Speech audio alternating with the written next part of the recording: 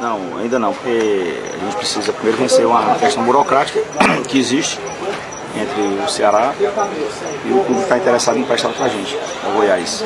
Não tem nada acertado ainda, tem que aguardar para a gente ficar contratado o jogador e depois a gente não consegue assinar os documentos. Falando sobre contratações, Robson de Castro, vou pegar carona na pergunta aqui no nosso companheiro do Danilo. Edmilson, Felipe Amorim a palavra já do está Robson de Castro sobre a situação É verdade do ou é mentira? Felipe Explica pra Amorim, gente. está ou não contratado? Não, na realidade o jogador não temos interesse no jogador e o Goiás aceitou liberá-lo, mas a gente está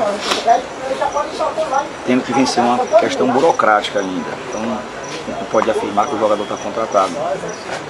Existe interesse, né? E o próprio Goiás publicizou isso, antes até mesmo da gente poder considerar o jogador como contratado. A gente gosta de falar só quando está assinado qualquer documento nesse sentido, mas a gente não pode negar agora, que já que o Goiás publicizou, que nós temos interesse do jogador. Agora, existe ainda uma distância, tá certo, entre esse momento e o momento da contratação. A gente tem que passar pela questão burocrática, o documento precisa ser aprontado, tem que passar pelo departamento jurídico do Goiás, pagar taxa, pagar seguro, enfim.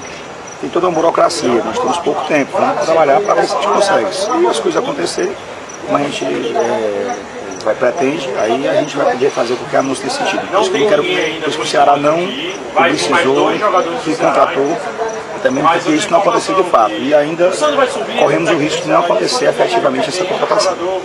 Perfil do próximo jogador do Ceará, que é o atacante. Dá um perfil, traça para ele, vê mais ou menos de qual região do futebol. Estaria contratado, não confirma. Agora em relação a novas que vocês querem buscar.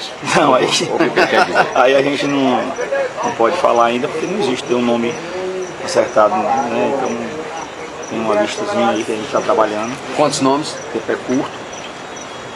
A gente pode ter aí 2 jogadores até sexta-feira. Obrigado, tá aí a palavra. E o Ceará correndo contra o tempo. Agora eu lhe pergunto, dentro desses jogadores que o Ceará está pretendendo trazer, há também jogadores de defesa, por exemplo, pelas alas, laterais? Não estamos buscando laterais não. Os laterais que nós temos aí estão bem. O Samuel está muito bem, o Marcos você já conhece, desde o ano passado está com a gente.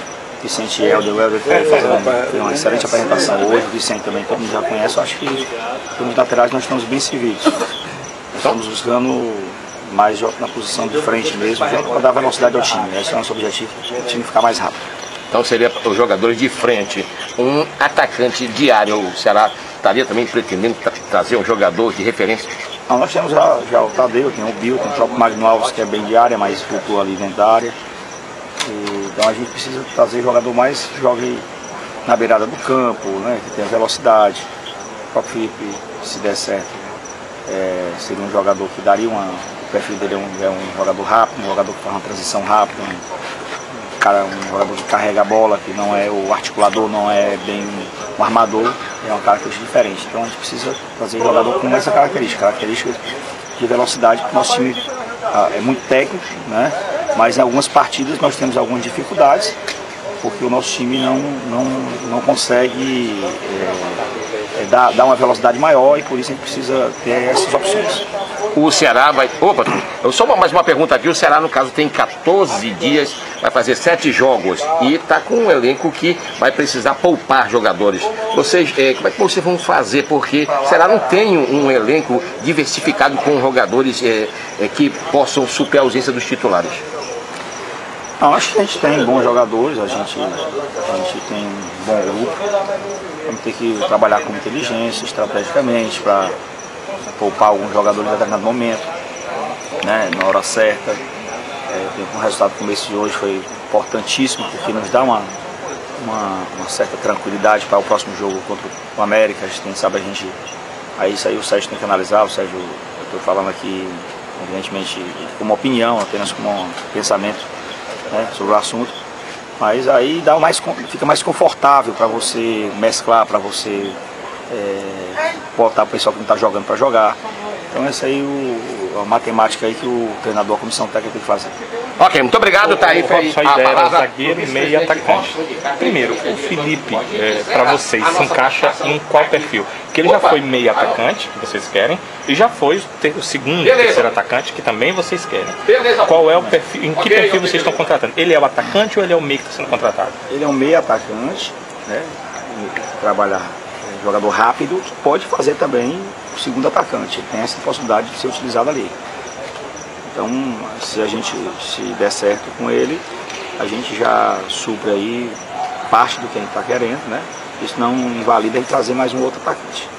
Quer dizer que nesse caso vocês trariam mais um atacante e não mais um meia, né? Mais um atacante, porque o meia já seria o próprio Felipe Amorim, se der certo. O zagueiro está descartado porque era um terceiro nome? Não, existe um nome aí, a gente está para esse ano. Amanhã a gente define a contratação ou não desse jogador. O problema agora é a pressa, é o tempo, né, Robson? Tem até sexta para regularizar. É o tempo. Eu acredito que até sexta-feira a gente consiga aí apresentar pelo menos 2 contratações. A diretoria está buscando esses nomes, essas contratações e tal, mas num geral, você está satisfeita com o ano, com o que o elenco está fazendo esse ano? Tô.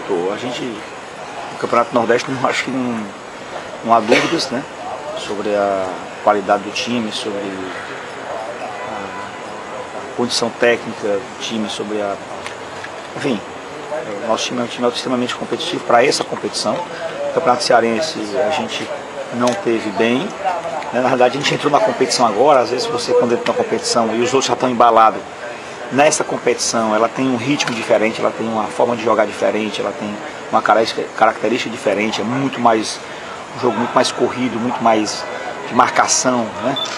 Tecnicamente, vamos dizer assim, é uma competição inferior tecnicamente, né? Sem desprezo, mas é uma competição diferente, o modo de jogar, então você tem que se adaptar a isso, e os jogadores sentem um pouco, evidentemente, mas o nosso time, e além do que, nós estamos enfrentando 2 competições em reta final, né? Porque o Copa Nordeste afunilou, e o Campeonato Cearense nós entramos no afunilamento, já que é a segunda fase, ali tem que classificar 4, e o objetivo do Ceará é se classificar bem, se possível terminar a líder do grupo. Então a gente tem confiança de que nós vamos buscar esse objetivo, nós vamos conseguir esse objetivo. Pelo que a gente viu hoje, esse é o time do Ceará, esse time que nós vimos hoje é o time do Ceará.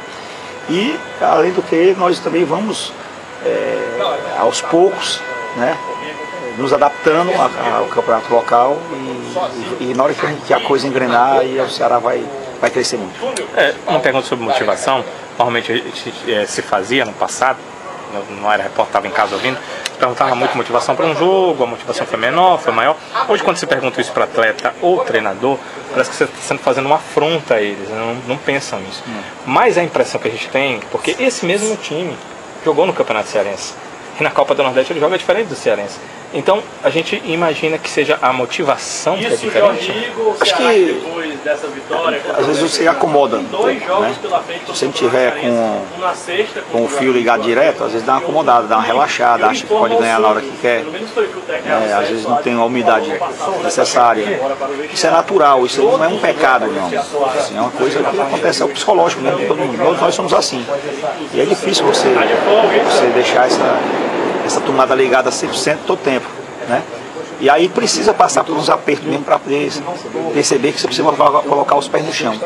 Esse é o discurso dentro do vestiário, é o discurso nas reuniões que existem entre comissão técnica e jogadores ou eventualmente a diretoria participando, é que a gente tem que colocar o pé no chão. Quem vai vencer qualquer competição é aquele que correr mais, aquele que estudar mais, aquele que vibrar mais.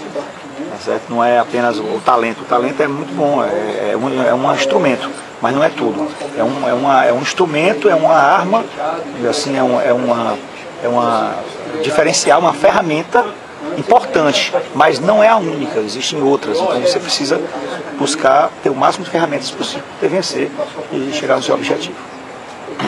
Obrigado.